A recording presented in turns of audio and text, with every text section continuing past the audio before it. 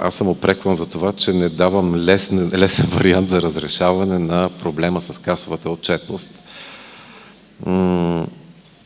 До тук това е въведено в закона съобразно текущото документиране на сделките в България, така както е и за другите лица. Сега не казвам, че е лесно. Наистина, лицата по режима за касова отчетност трябва да спазват страшно много формалности и да издават много документи.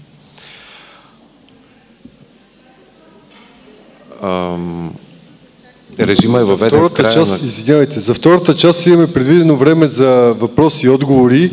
Ще ползвате и микрофоните, тъй като в момента не могат да слушат и нашите зрители по TV Apis BG въпросите.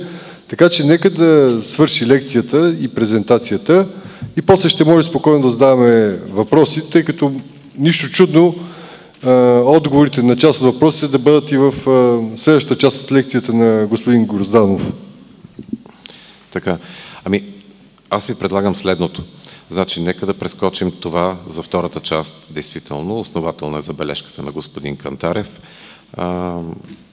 Няма проблем да се спрем по-подробно на този въпрос с документирането и улесняването на нещата. Но, за съжаление, аз не мога да предложа по-лесни неща от това, което е предвидено в закона. Следващия нормативен акт, който може да улесни нещата, е правилника. За жалост, ние още чакаме той да излезе. И в момента сме в тази ситуация. Добре, значи съвсем накратко това са нещата по касовата отчетност. Не са много.